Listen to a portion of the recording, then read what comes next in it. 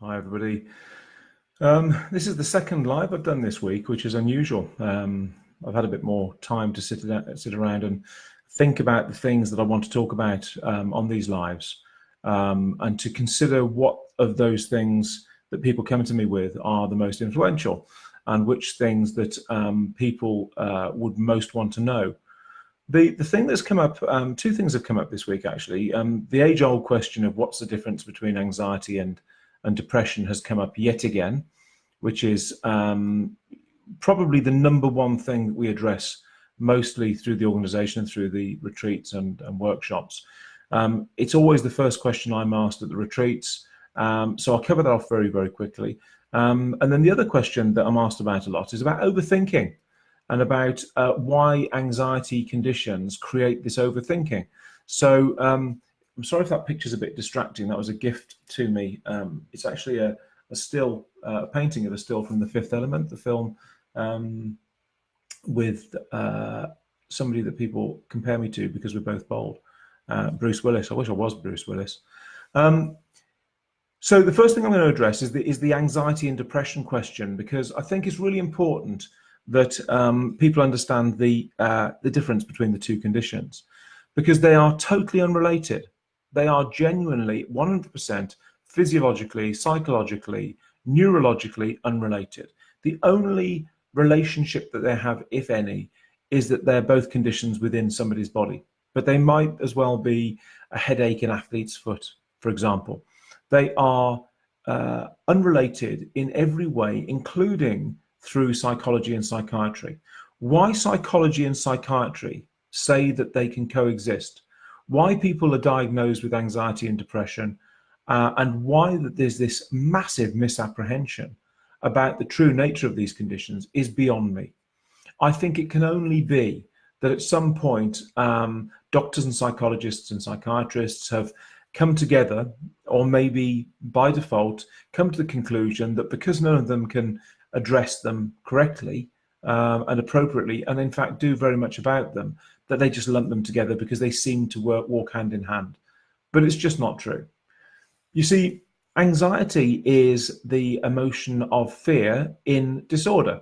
As you know, you've probably listened to some of my other live videos, and even you may be doing one of my programs, so you'll understand that anxiety is about hypervigilance. It's about all of your senses working together to identify and deal with threat appropriately. That's what the fight or flight response is. There's one response. It works in one way. You can't change it. Nobody can change it. It is the way it works. And the way that that works practically is that you see or hear threat. So you use your data gatherers, your eyes, ears, nose, mouth, and skin, and you collect environmental data that feeds back that data to your subconscious mind, which then does a risk assessment of what if. So what if the man shoots me? What if I don't run? What if I don't fight the tiger?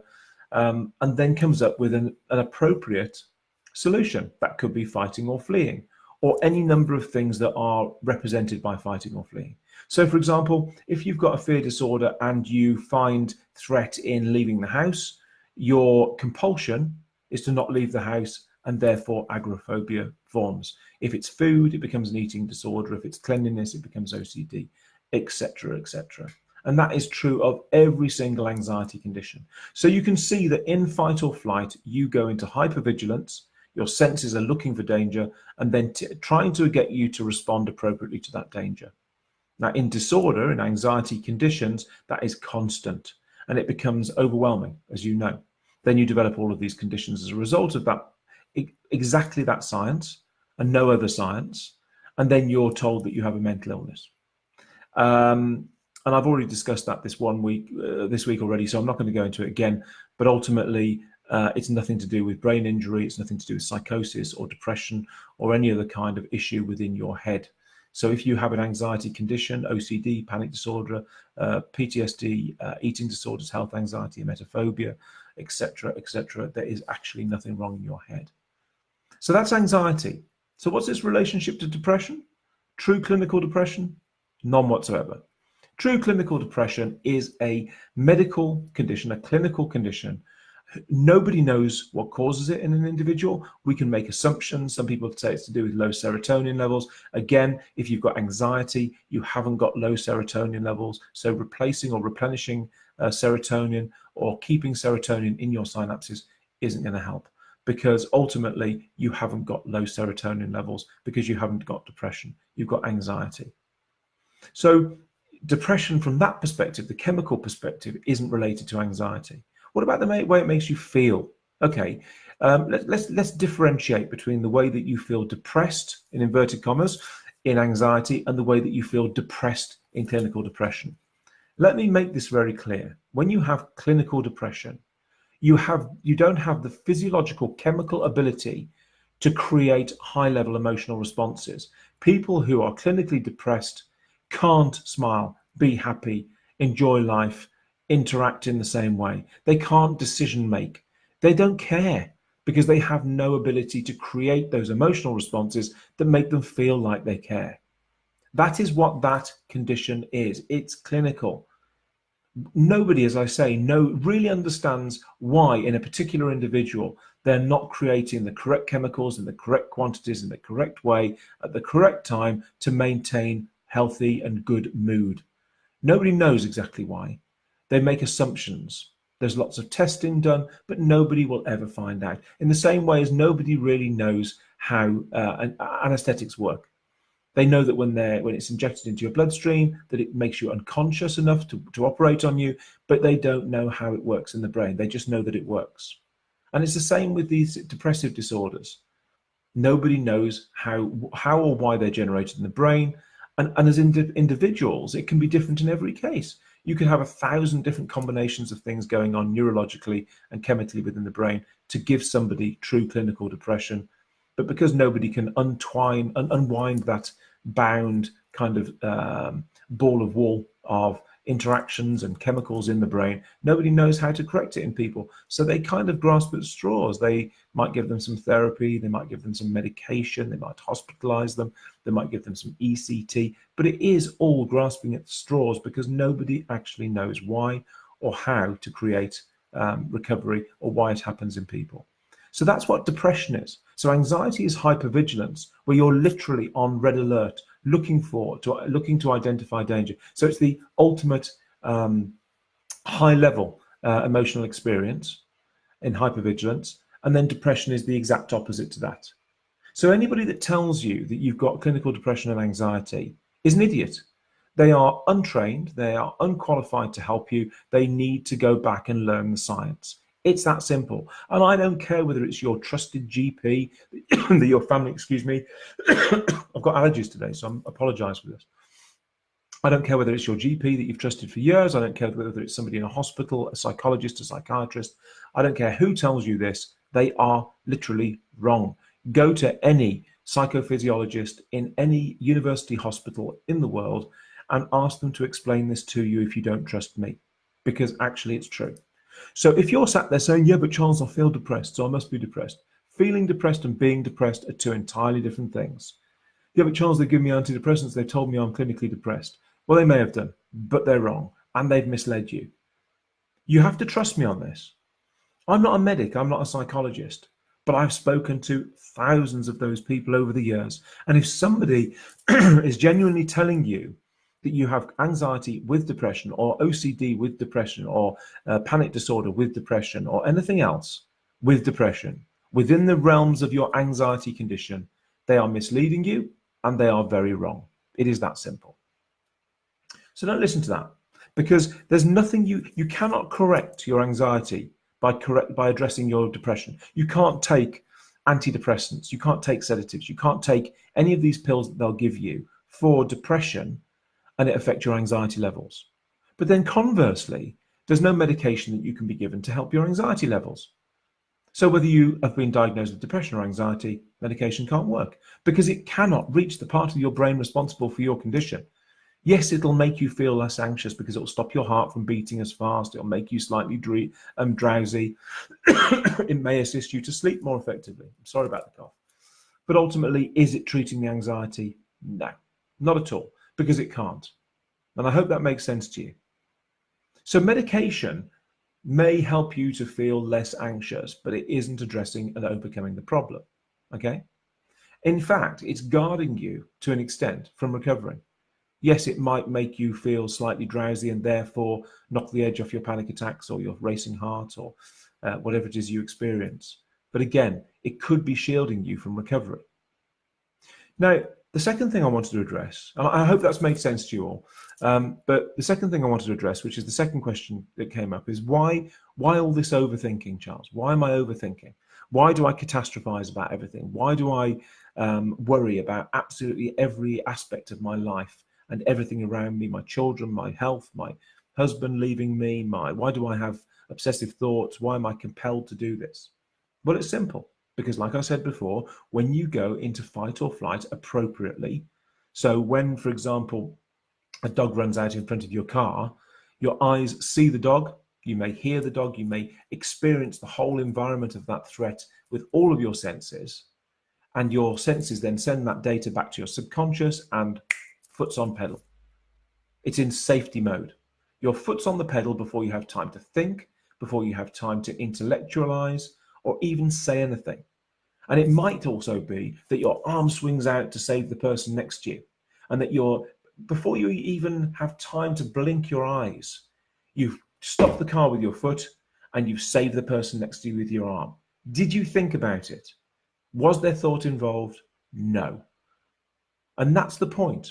When you're in fear mode, when you're anxious, when you have the disorder called anxiety, you are constantly in hypervigilance.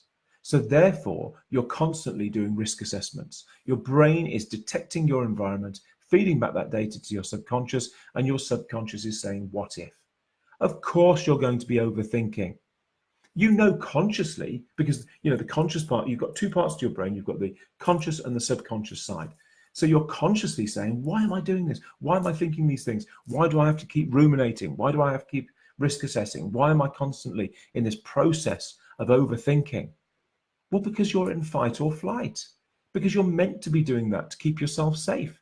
As inappropriate as that is, it's meant to happen. That's why you're doing it. The key is to switch it off. Switch off the hypervigilance, switch off the fear response mechanism, and go back to normal emotional responses. And if you do that in the correct way, you switch off the disorder. You don't just switch off this current level of fear so that this morning is easier to get through, or you can do your job more effectively, or the kids don't bother you as much. Yeah, you can bring your anxiety levels down quickly to make that more manageable, but are you solving the problem? No. So by doing what you need to do with your brain to overcome the disorder that activates those inappropriate fear responses, you become anxiety free. Can you do that with medication? No. Can you do that with hypnosis? No. Can you do it with talking therapy? No. Can you do it with any other form of therapy? Tapping, NLP, EFT, EMDR? No. Why? Because that's almost like saying, I'm hungry, Charles. Please give me some food. And I hand you a glass of water, and then I show you how to tap your head. And then I show you how to move your eyes in a particular way. Or to talk about how hungry you feel. Have some therapy about your stomach rumbling. Have some hypnosis. Would it turn off your hunger signal? No. Why not? Well, logically, because you're not feeding your stomach. You're not providing your body with food. So it's still going to ask for the food regardless. And the point I'm trying to make is whether you're trying to get fit, learn to drive a car, whether you're trying to learn to read, write, whether you're learning to walk, whether you're doing a degree, whether you're whatever information you want your brain to take on to change your behavior so that you become the new version of you as a result of that behavior, it is all none of it is done through taking tablets or having hypnosis or therapists or feeding other stuff in through your senses. You do it by doing. You do it by doing what your brain and body needs in order to create those changes. There is no other way. So all of this bull out there in the world, I've helped, I think 310,000 people plus now, something like 314,000 people, right? We over the years, we've helped that many. How many people do you think that have come to us? Or how many people do you think that within psychology and psychiatry have come to us with data, with evidence for anything, just a minute piece of change due to those things? None. Why? Because they can't work. Oh, but Charles, I had hypnosis last week and I felt better. Really? For how long? And did it cure you? Charles, I've had hypnosis every week, twice a week in Harley Street in London for 20 years. And why are you here? Charles, I had EMDR and it made me feel relaxed. It's helping. The other day on one of these very lives, I had about 6 people come on and say, Charles, you're saying CBT doesn't work. It's worked for a lot of people. No, it hasn't. No, it hasn't. CBT works. Okay, define works. Makes me feel a bit better for about an hour. Makes me feel a bit more reassured for a day or so. But I need to go back for more. So is it working? Is that working? No, it's not. Reassurance isn't application of a process and results driven by that process. It's reassurance. Mummy, I've cut my knee. It's bleeding. Am I going to get an infection? Well, of course not, sweetheart. No, it's going to be fine. We're going to dress it. We're going to put a dressing on it. We're going to disinfect it and you won't get an infection. Oh, that's good, Mummy. Thank you. Does it prevent the infection? No. The reassurance lowers fear levels, but it doesn't solve the problem. Do you understand that? It's vital that you do. Because so many people are out there in the world peddling absolute BS because vulnerable people buy into anything that offers them a glimmer of hope, because that glimmer of hope and that reassurance drops their anxiety levels and their fear levels, obviously, because that's what anxiety is, inappropriate fear, down to a level where they feel a sense of relief. But is that solution? Not at all. Scientifically, homeopathy, hypnosis, EMDR, EFT, NLP, talking therapies, cognitive behavioral therapy can't work. Why can't they work? Because the science doesn't align. Are they reassuring? Sure, sometimes some of them are. In fact, the people are more reassuring than the processes.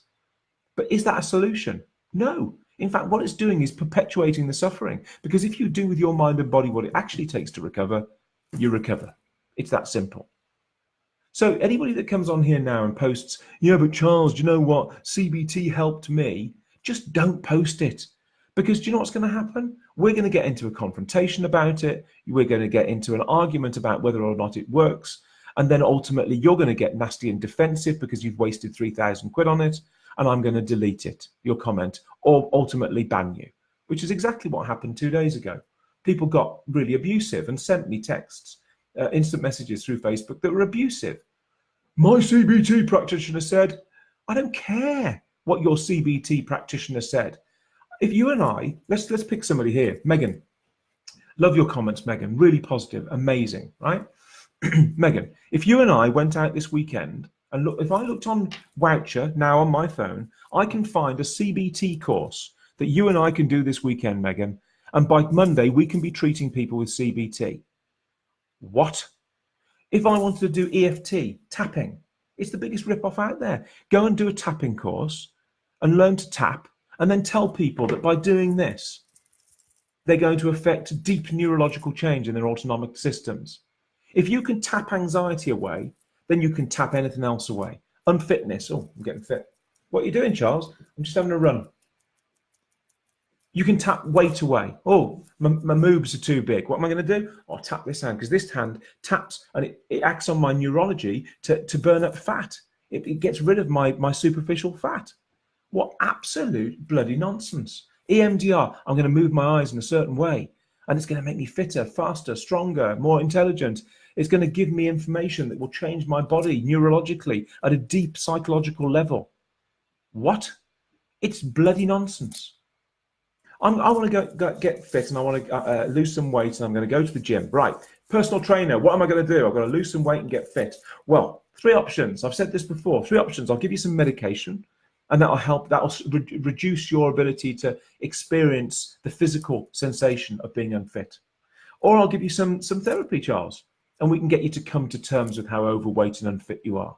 Or alternatively, I can give you a diet and exercise, and you can do what evolution created in your body that changes the way that you neurologically respond so that you lose weight and gain fitness. Which option would you take, folks?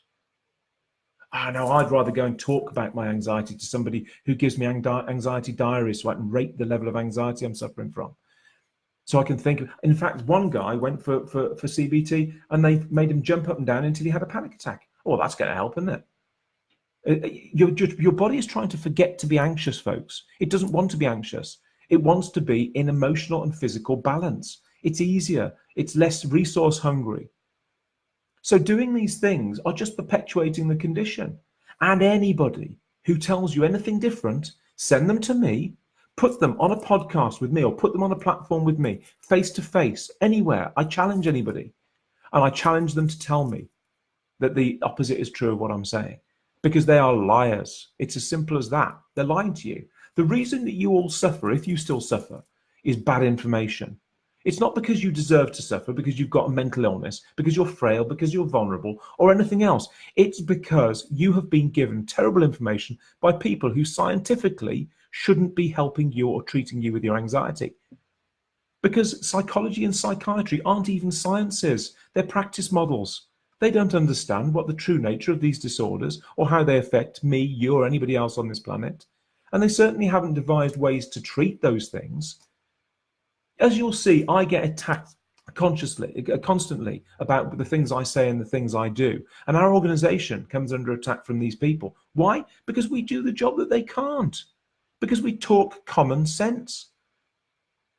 Anybody comes to me and says, I've got a lump in my throat, and I say globus hystericus, and they say, globus what? Nobody's told me that. Anybody that comes to me and says, I've got panic disorder, and I say to them, well, do you know what panic attacks are? They're absolutely necessary, and they're a function of the human body that has been created by evolution, and they are necessary to the human body. Oh, nobody's ever told me that, Charles. Why is my heart racing? Is it because I've got heart disease? Have I got a blockage? I've had every test there is. I've had ECTs, and I've been in hospital, and I've had things down my throat, and I've had things up my bum, and they've investigated everything, Charles.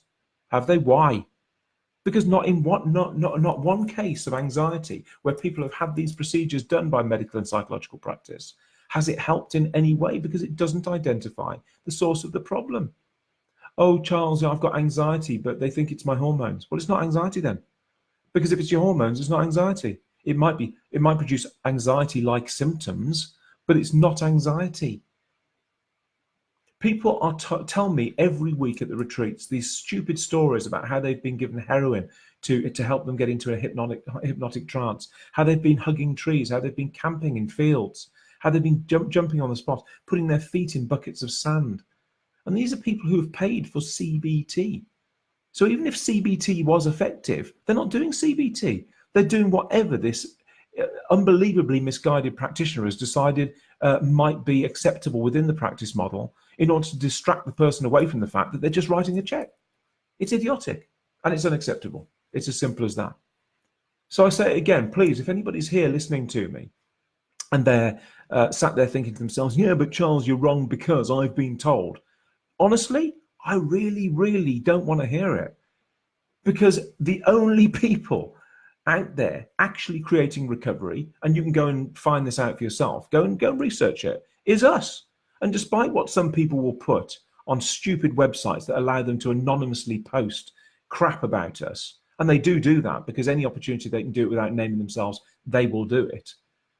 Ultimately, other than them, we have hundreds of thousands of people who've used this program and say that it works, almost without exception. Are there exceptions? Yes. Why? Because people are too bloody lazy to do it, or don't listen to the guidance correctly, or when they don't do it correctly, sit at home and don't bother phoning us. That's the only time it fails, because like eating to cure hunger, it can't fail. This process can't fail. Whether you buy the Linden method or not is irrelevant to this. Whether you come to a retreat or not is irrelevant to this. You have to do what your brain and body needs in order to recover, It is that simple. We can't change it. You can't change it. I can't change it. Even stem cell therapy won't change it. That's the way we've evolved. Live with it. We are what we are. From the moment we're born, we are what we are. And you either live with that or you change it in some way. And that's the lesson in this. All of these people, these bullshitters out there, sorry about my language, all those people out there that sell personal development tools, training to help you to become more capable of living in life, doing speeches, whether it's training to make you less vulnerable at work, anti-bullying, anti-stress, mental health awareness, all this stuff relies on one thing: the fact that you're not in disorder. You cannot become fit, healthy, more educated, more effective as a human unless you're in emotional balance, because that disequilibrium in the areas of the brain that create your emotions will interfere with your ability to do anything else. And you know that because you live that every day. How focused are you? How productive are you? Can you do what you want to do in life? No, because you're in emotional disequilibrium. So when people say to me, "Oh, I bought this book about this," or I'm doing these relaxations, or I'm going to these classes, or the psychologist's doing this," I say, "Yeah, but it has no value." Because the point is, when you are back in emotional balance, you're back in systemic balance. When you're back in systemic balance, your endocrine system, your respiratory system, your cardiovascular system, all of it settles back into balance and back into equilibrium and synergy. So they're all working together to make you the most effective human you can be. Do you then need yoga? No. Do you then need relaxation, hypnosis? Do you then need to meditate? No. Do you need medication? No. Do you need even to drink? No. Do you need to do anything to manage the way you are as a person? No. Why? Because you're in balance. Because you are the best version of the person you could ever be. Because you're how evolution intended you to be. How your genetics intended you to be as the best version of yourself. And then you don't need to do that stuff. And when people say, "Charles, what do you do to relax?" Nothing. I relax. Well, how do you relax? I sit in a chair. Do you do hypnosis? Do you do meditation? Do you have sports or hobbies that you do? Yeah, I have hobbies. I go to the gym. Why? Because that's the only way I know that I'm going to maintain cardiovascular health, maintain physiological health, shed a few pounds, stay at my ideal weight, and therefore help myself to maintain that balance. Do I need anything else? No. Well, Charles, most people have got something they use to relax. Well, that's because they're in disequilibrium. I don't need that. I'm hoping this is making sense to you, because it is absolutely the only tool that you need in life. Forget all that personal development shite and all of those self-help tapes and books and all those things you can buy off a website or in WH Smith's that help you to come to terms with the way that you are. Forget about, "I can help you, I can make you thin, I can make you confident, I can make you..." No. Get your body back to what it should be and see what you're left with. And I guarantee you will shock yourself. Because without exception, every single one of our clients gets back there and says, "Oh my God, Charles. Oh my God, Jackie, I've just done your program for 2 weeks. I've lost weight. I'm back at work. I feel focused. I'm happy. I'm interacting with the kids. My husband and I have stopped arguing. I'm sleeping better." No crap. I hope you're all following this and you get this, because it is absolutely vital, not just to your recovery, but to your long-term fulfillment in life and the way that you enjoy your life. But not only that, to the future of the planet. Because every single person on this planet, and if your parents especially, you'll know, every single person on this planet is doing with their environment and with their technology and with what they do every day, with their phones, with their laptops, with their work processes. They're doing what is only leading in one direction. And that is, they're stagnating their bodies, they're stagnating their brains, they're reducing their ability to produce logical and effective cognitive function. They're losing their ability to retain information correctly. They're losing the ability to remain fit and healthy. And they are becoming the stagnated humans that is becoming a pandemic on this planet. That is the doom we're facing. Forget global warming, forget catastrophic stuff. Whether it's health related, whether it's natural disaster, whether it's terrorism, forget it. The biggest problem on this planet is the fact that evolution has pushed us down the social pathway that has led us to absolute doom if we don't do something about it. Because at some point in the very near future, all humans are going to be so incapable of doing anything physically, mentally, or otherwise. We all know this is true, folks. If you're adults, you know this is true. We've got to stop it. And we've got to stop it by changing the way that we respond to our environments and promoting good health, all-round human health. And the only way to do that is to move more, is to nourish ourselves correctly, and stop ingesting the bull that is pushed at us through social media and through all media, in fact. Live our lives authentically, become the best version of ourselves, become balanced, and to become absolutely the person that we were born to be, and not this bastardization of humanity that we're all becoming. Epigenetics plays a massive part now in human development.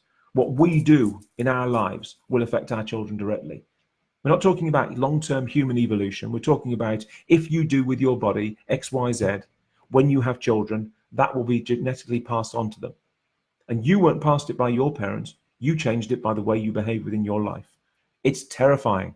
So please just change it. And if you want to recover from anxiety, you know where we are. You know it makes sense. And just do it. Phone Jackie today, Sheila, phone one of the ladies in the office, Sally, or I think Beth's there today. Talk to them. See what they can do for you, and you will recover. All of you deserve the life that you were born to deserve. Other people shouldn't play any part in your enjoyment of life. You're an island, a free-floating island. If people are kicking you, move away from them. If your body is doing things that it shouldn't be doing, retrain it to stop. Be the person, the effective, healthy, happy person that you are meant to be. And all of the internal turmoil will stop, and your interactions with the world will become more controlled. If you're one of those people that likes hassle, likes disequilibrium, likes an argument, likes confrontation, and enjoys that, well, you'll pay the consequences for that. You will bear the consequences in your body physiologically. It will have impact on you and nobody else. So stop. It's that simple. Folks, I've had my rant. I've explained what causes the excessive overthinking. I think I've successfully explained why and how the misapprehension about anxiety and depression happens. And I think I've made my point very strongly about the fact that you are all very capable of, from this second on, drawing the line and stepping into recovery, but also into a successful, happy and fulfilling life. The line is here. Pass it on. Take care, folks.